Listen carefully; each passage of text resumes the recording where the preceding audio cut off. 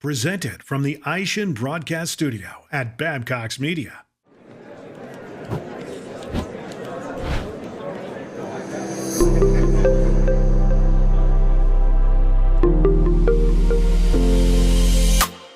Hello, everyone, and welcome back to another episode of Business Casual from Aftermarket News. I'm Emma Henderson, managing editor of Aftermarket News, and with me today is Robert Murgado. He is the director of product management at GSP America. How are you doing? I'm doing fantastic. How are you? Good, good. And I am excited to talk to you today because you actually come from a slightly different background that's still in the aftermarket, but you focused on performance. So tell me a little bit about how you ended up at GSP. Sure. So I spent about 14 years in the performance and accessory space, mainly working for manufacturers. I also owned a small distribution company during that time as well. So I worked for a performance exhaust company and an accessory company during that time as well. So that was something very unique. And of course, even though it's still auto parts that we're selling in accessory and performance, it was completely different, right? Because it's different set of customers, different set of distributors, different set of suppliers in many cases. So yeah, kind of different world, but the same.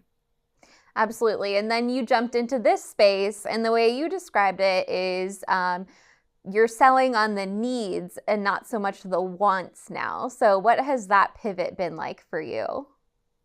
Yeah, totally. Some of the things that became really evident coming into this space from performance was that products really being sold on catalog and on availability and those things.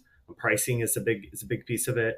Where on the performance and accessory side, it's really sold on marketing. It's the need versus the want, and of course we know passion drives those buying decisions, especially in the performance and accessory space.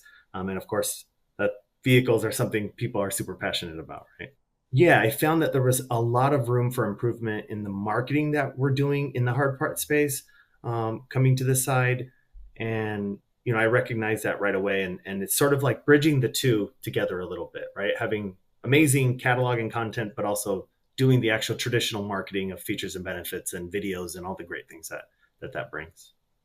Making various necessary car parts exciting to the average person. That's your goal, right? That's it. Exactly. Exactly. And then we have so much of the shift happening with e-com and, people I think we're starting to get a little closer to the end user, from the hard part space where, say 20 years ago, that wasn't really the case. You were really a B2B, kind of trying to attack the installer more or less. Where now it's, you do have a lot of DIY, you have a lot of this Rock Auto and Amazon and all this e-com stuff. And so it is important that you market the products and provide customers all the necessary information they need to make a purchasing decision, right? And I'm sure that that also makes cataloging even more important because if someone who's not necessarily an automotive expert is trying to find the correct part for their car, you need the most up-to-date catalog that is easily available for people. So you said it's not glamorous, but it needs to be done. So how can it be a difference maker in this industry? Yeah, huge difference maker. And I really see catalog as foundational to everything that we do as a supplier because you need to give everyone exactly what the vehicle fits and make it easy enough to where, you're giving them enough information to make the decision, but not too much where you're going to lose them right after so many clicks or, trying to dig into the catalog. And also be able to split apart parts, your product differentiation. If you have kind of a good, better, best, you need to be able to separate that. And so there's a lot we can do within data that's going to help communicate that to customers.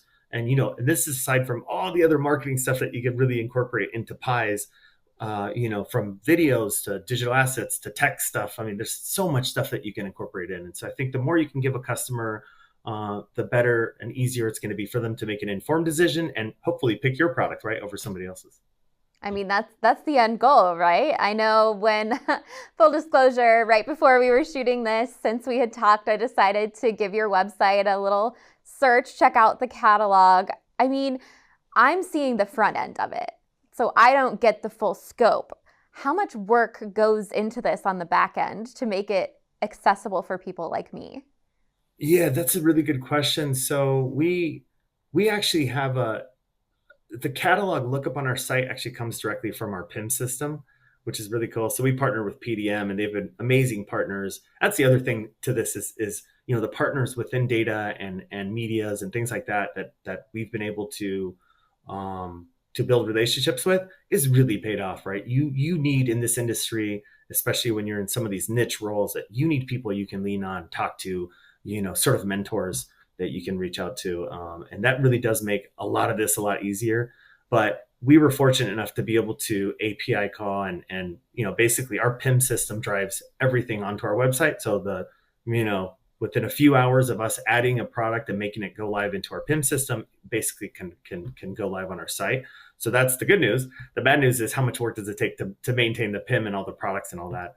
So we actually have a team of people here in the US that work with our product management team. And then we have a small team in China that we're actually growing and training, and they're also helping with some of the content and catalog work. So it's a lot of people doing this. Definitely. If there's anything I've learned since entering this industry, it's that if you're talking the catalog with people, it's a very serious topic because of how crucial it is to making a sale. And you had a background in performance, but you also did some cataloging, and then you went back to marketing kind of area. So I'm curious, what did you take away from the catalog side of things that actually helped you to better market products? Oh gosh, from a catalog standpoint, especially because you're dealing with so much data, data sets coming from various places. You've got OE data, you've got VIO, you've got maybe some defect rate information, you've got all these things that are sort of coming together, and then you've got your products, and you're trying to kind of mate all that. There is really sometimes you see a story, and looking at, say you're dealing with a competitor's catalog, or you're looking at OE data, you could really almost see a story of what's happening within that data. So that's really interesting. I think you do learn a ton from doing that. And I spent a good part of my career really on the sales and marketing end, and sort of coming here was sort of a lot of growth that I had to do to kind of get placed into sort of my role and feel comfortable with it. But it's been a really huge, growth for me. And it's a great tool. When I talk to customers now, I know every bit of the process, from start to finish, and of course, that's super helpful in explaining some of this stuff. Sometimes, you get too deep into the technical details, and you'll lose people really quickly. So it's trying to get some of that really technical information and explain it in a way where they can consume it and understand it to a certain extent, right? So it essentially made you a product expert, which then helped you become a better marketer, for lack of a better way to phrase it. 100%. Yeah, 100%. I'm really big on learning everything within my team. So within my role actually falls our product management team, catalog, quality control, and our technical support team. So all these pieces sort of really tie in together, but they are really truly different areas. And so I love being able to help and understand every bit of it, right? So that I can explain that to customers if that question ever came up. Presented from the Aishin Broadcast Studio at Babcox Media. And GSP, you guys manufacture your own parts, so you're working with your own parts very closely. I'm curious what it's like working at a company where you are doing all of that together in like kind of one cohesive like workflow. Yeah, it's amazing. I think I consider it as a huge advantage for us that we make our own products that we sell into the market, because we can control 100% of the process. And there's specific foundational things, the catalog, the quality of the product, the pricing, all these things that really are foundational to developing products to the market and selling them. But really those are super simple things, right? And not everybody even gets those right. So that's kind of the difficult. But one of the really cool things about being with GSP is I've been able to be part of this momentum that we've had over the last 7 or 8 years. I love seeing the positive changes that we're making to products actually make them more marketable and more distributed, right? Because of those changes that we did. So we're usually kind of that 1 year ahead of time, where we're working on all these projects and new products and different things. This year is really going to impact next year, right? So there's a lot of planning involved in all of it.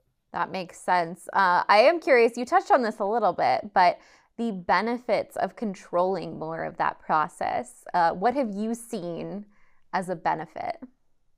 I guess to give you one example, we have a continuous improvement process that we do within our technical support team.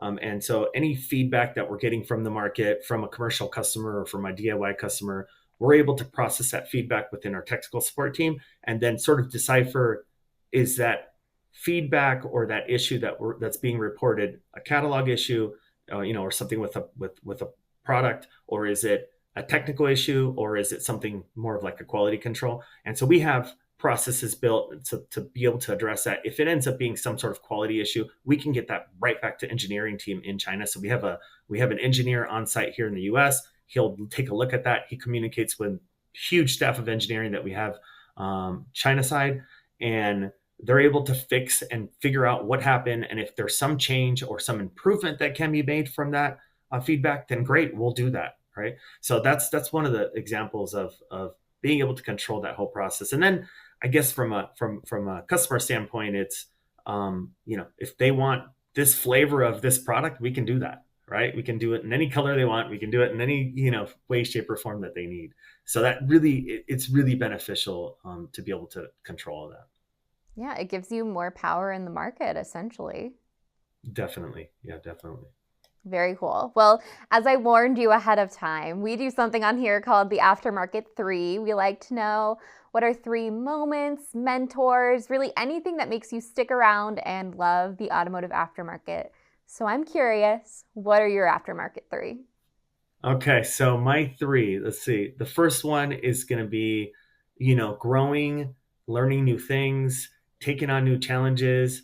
That really drives my passion. So that's the first one. I love continuous growth, and certainly product management and catalog and all this other stuff that we do is there's, it's endless, right? You can continue learning. Second one is fast-paced environment and striving for continuous improvement. So, that I love being in that fast-paced environment. We have a ton of things happening, and we're able to execute a ton of projects very quickly. And I love being in that environment. And then the third one is, I'd have to say, it's connecting with others. It's my team, coworkers, customers, would say industry friends, creating genuine relationships. It's the people, right? It's the people that keep us here, I think, overall. Absolutely. I don't think it would shock anyone to know that you were recommended to be on this podcast by another one of your teammates who was already on another podcast. So I asked for another name, and she was like, "Oh, I know who you need to talk to." And here you are. So I think your team is working pretty closely, I would say. Awesome. We certainly are. And we thank you so much for giving us the opportunity. Yeah, well, thank you so much for coming on the podcast. We really appreciate your insights. It's really interesting hearing from someone who comes from the performance space what we're doing in the aftermarket differently. And I also want to thank our audience so much for watching.